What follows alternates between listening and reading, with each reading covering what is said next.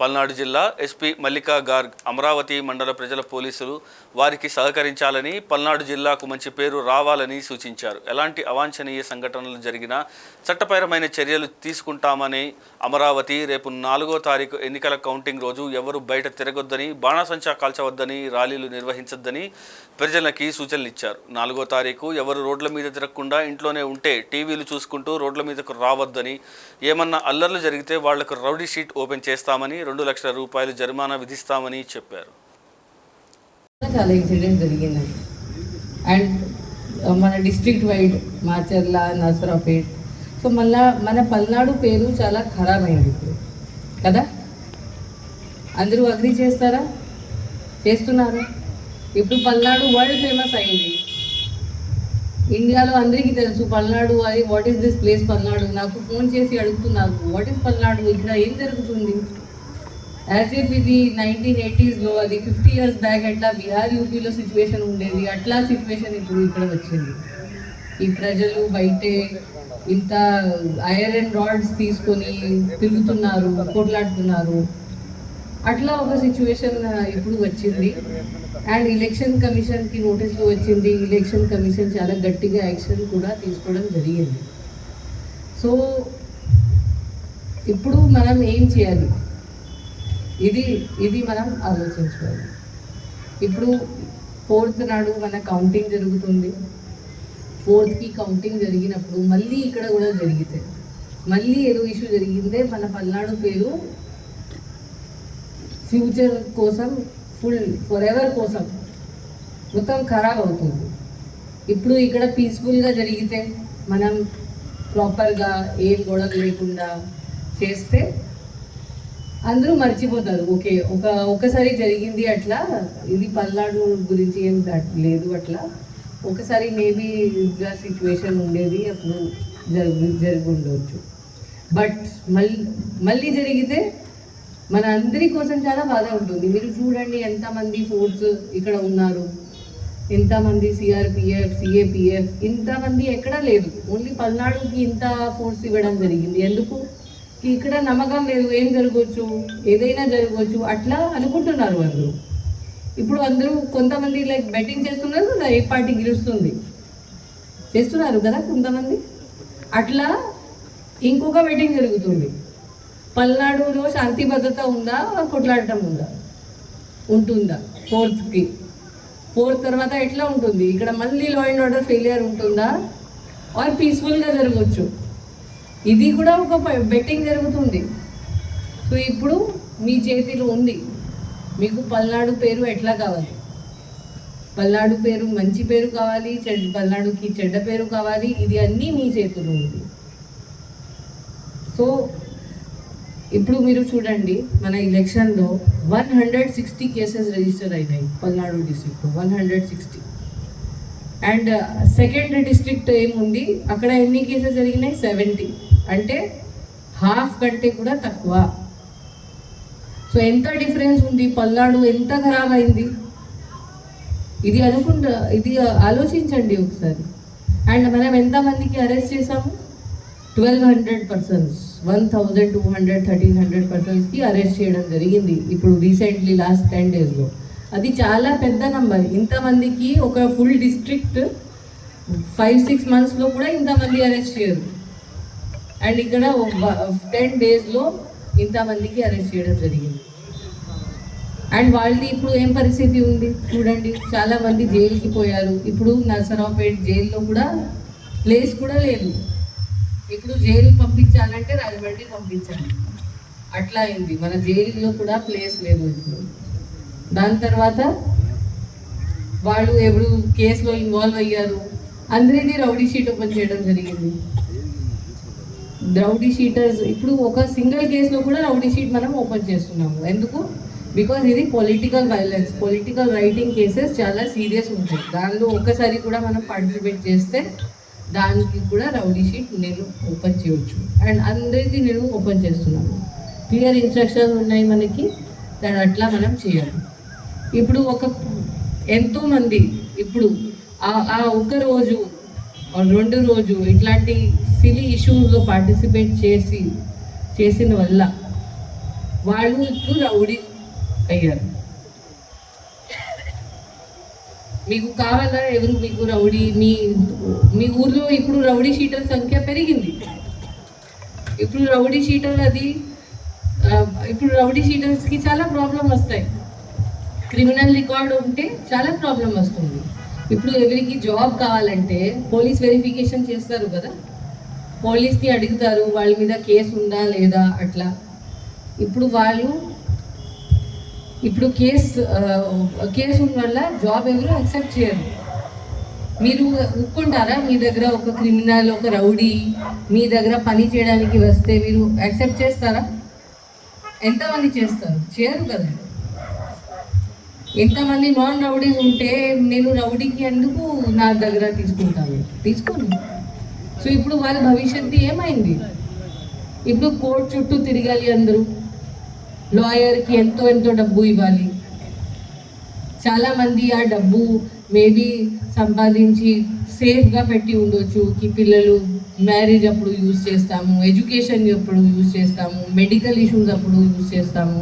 ఇప్పుడు మొత్తం డబ్బు ఎవరికి ఇవ్వాలి? లాయర్కి ఇవ్వాలి. అండ్ ఇట్లాంటి కేసు నుంచి రావడానికి ఇయర్స్ పడతాయి. అండ్ ఇప్పుడు ఇది దేని గురించి జరిగింది? ఇది ఇంకొకటి, చాలామందికి బైండ్ ఓవర్ చేయడం జరిగింది. బైండ్ ఓవర్లో ఉన్నప్పుడు మనం ఒక కేసులో వస్తే ఇప్పుడు అట్లాంటి వాళ్ళు డబ్బు కట్టాలి.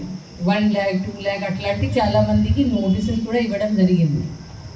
ఎక్కడ నుంచి తీసుకొని వస్తారు? ఆస్తి అమ్ముకోవాలి అట్లా పరిస్థితి వచ్చింది చాలామందికి.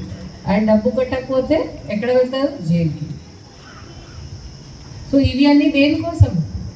ఒకరోజు ఎక్సైట్మెంట్లో ఏదో దానిలో పార్టీ చేసి మొత్తం నాశనం అయింది వాళ్ళ జీవనం. అల్టిమేట్లీ ఇది ఎవరు 2 పార్టీస్ది క్యాండిడేట్స్ గెలవచ్చు, ఓడిపోవచ్చు, బట్ వాళ్ళు సేఫ్గా ఉంటారు, వాళ్ళకి పెద్దగా ఇబ్బంది లేదు కదా. మీ 2 క్యాండిడేట్స్ గురించి అనుకోండి, వాళ్ళు గెలిస్తే ఓడిపోతే వాళ్ళకి ఏం ప్రాబ్లం వస్తుందా? రాదు కదా. అల్టిమేట్లీ ప్రాబ్లం ఎవరికి వస్తుంది? ఎవరు కేసులో ఉంటే వాళ్ళకి వస్తుంది, ఎవరు రౌడీ అయితే వాళ్ళకి వస్తుంది. అండ్ ఇట్లాంటి రౌడీ షీట్ ఎవరు క్లోజ్ చేయరు. ఇప్పుడు పోలీస్ కూడా చాలా యాక్టివ్ అయింది. ఇప్పుడు లాస్ట్ 10 daysలో చాలా గట్టిగా అయింది. ఇప్పుడు పోలీస్ ఏం ఒప్పుకోరు. ఇఫ్ ఎవరు ఇది అనుకుంటే దట్ నా లీడర్ చెప్తాడు తర్వాత అప్పుడు నా షీట్ క్లోజ్ అవుతుంది, నా పేరు బయటే పెడతారు, అట్లా కూడా జరగదు. బికాస్ ఇవి అన్ని కేసెస్ ఎలక్షన్ కమిషన్ దృష్టిలో ఉన్నాయి.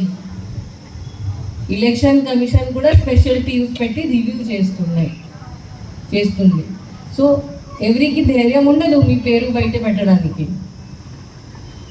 ధైర్యం కూడా ఉండదు. అండ్ పోలీస్కి ఇప్పుడు ఇంట్రెస్ట్ కూడా ఉండదు. నా దగ్గర ఎవరు చెప్తే నేను అసలు ఒప్పుకోను, ఎవరు చేశారు వాళ్ళు పోతారు అంతే. సో ఇంత నాశనం జరుగుతుంది కొంతమంది కోసం. సో అందరూ ఇప్పుడు ఆలోచించుకోవాలి, మీకు ఏం కావాలి? మీకు ఒక హ్యాపీ లైఫ్ కావాలా, ఆర్ ఇట్లాంటి కేసులు కోర్టు జైలు అట్లా కావాలి?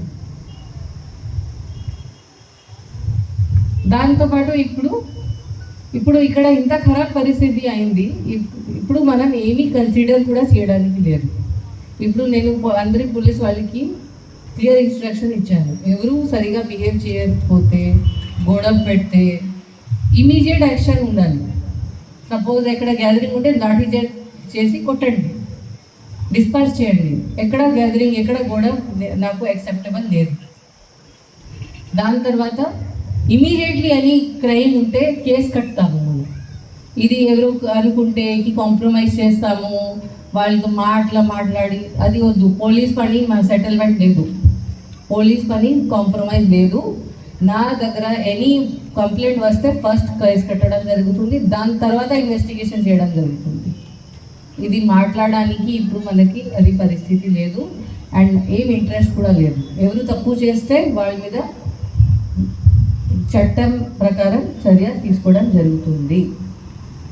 సో ఇది అందరికీ చెప్పడం జరిగింది. సో ఎవరు నా కింద స్థాయి వాళ్ళు కూడా ఎవరు ఇట్లాంటివి చేయరు. మీరు అనుకుంటే ఎస్పీ మేడంకి చెప్పకుండా అది జరగవచ్చు, అది కూడా జరగదు. అట్లా జరిగితే వాళ్ళ మీద యాక్షన్ అవుతుంది. నేను అసలు నాన్ సెన్స్ ఇప్పుడు ఒప్పుకోను. నాకు క్లియర్ ఉంది. ఇప్పుడు లా అండ్ ఆర్డర్ ఇక్కడ రిస్టోర్ చేయాలి. ఇక్కడ చిన్న చిన్న గొడవ కూడా, చిన్న చిన్న నాన్ సెన్స్ కూడా అసలు యాక్సెప్ట్ చేయడానికి లేదు. సో ఇప్పుడు ఈరోజు ఎగ్జిట్ పోల్ రిజల్ట్ కూడా వస్తున్నాయి. చాలామంది అది దాన్ని బట్టి ఎక్సైట్ అవుతారు. మీరు చూడండి, మీరు మీ ఇంట్లో కూర్చొని చూడండి. ఇప్పుడు ఈరోజు 5 o'clock తర్వాత మన బంద్ ఉంది. అంటే 144 సెక్షన్ అమల్లో ఉంటుంది. ఆల్రెడీ అమల్లో ఉంది. బట్ కామన్ పబ్లిక్కి ఇబ్బంది లేకుండా చేయడానికి మనం కొన్ని డేస్ అది పెద్దగా పట్టించుకోలేదు. బట్ ఈ రోజు నుంచి మనం పట్టించుకుంటున్నాం. సో ఎవరు బయటే తిరగడానికి లేదు, ఎక్కడ గ్యాదరింగ్ చేయడానికి లేదు. మన పని మనకి ఇంట్లో చేయాలి అంతే. ఎవరు బయట వస్తే, గ్యాదర్ అయితే, గొడవ పడితే స్ట్రిక్ట్ యాక్షన్ తీసుకోవడం జరుగుతుంది. సిమిలర్లీ 4th కౌంటింగ్ ఉంది. ఆ రోజు కూడా 144 చాలా గట్టిగా ఎన్ఫోర్స్ చేయడం జరుగుతుంది. మీరు ఖచ్చితంగా సహకరించాలి. సహకరించకపోతే అప్పుడు కేసు పెట్టడం జరుగుతుంది. దాని తర్వాత రిజల్ట్స్ వచ్చిన తర్వాత ఏమీ విక్టరీ ప్రొసెషన్, కేక్ కటింగ్ అట్లాంటి ప్రోగ్రామ్స్కి ఏమీ అది పర్మిషన్ లేదు. నా మెయిన్ గోల్ ఉంది దట్ ఇప్పుడు శాంతి భద్రత మెయింటైన్ చేయాలి. మనం ఇక్కడ చిన్న కమెంట్ కూడా తీసుకోవడానికి లేదు. సో అట్లా పరిస్థితి ఉంది పల్నాడులో. సో మీరు అందరూకి నా రిక్వెస్ట్ ఇది ఉంది. అండ్ ఆర్ వార్నింగ్ కూడా మీరు చూడవచ్చు. అది మీరు వార్నింగ్ కూడా అనుకోవచ్చు, రిక్వెస్ట్ కూడా అనుకోవచ్చు, అది మీ ఇష్టం. బట్ మనం అందరం ఇప్పుడు కలిసి పల్నాడు పేరు మనం కొంచెం సేవ్ చేయాలి. పల్నాడు మీద ఎన్ని క్వశ్చన్స్ ఇప్పుడు రేజ్ అయినాయి, ఇక్కడ ఏం జరుగుతుంది, అది మనం మార్చుకోవాలి. పల్నాడు పేరు ఒక మంచి పేరు చేయాలి. దట్ పల్నాడులో శాంతి భద్రత ఉంది. పల్నాడు వాళ్ళు చాలా మంచి వాళ్ళు, చాలా యాక్టివ్ వాళ్ళు, చాలా గట్టిగా వాళ్ళు. బట్ వాళ్ళు మొత్తం అన్ని పని ప్రాపర్గా చేస్తారు. ఇక్కడ ఏమీ ప్రాబ్లం లేదు. ఆ పరిస్థితి మనం బ్యాక్ ఇక్కడ తీసుకురావాలి. సో దానిలో మీరు అందరూ సహాయం చేయాలి. బికాజ్ ఎనీ ఇష్యూ ఉంటే డెఫినెట్లీ యాక్షన్ తీసుకోవడం జరుగుతుంది. సో ఇది నా రిక్వెస్ట్. నేను ఇప్పుడు ఇట్లా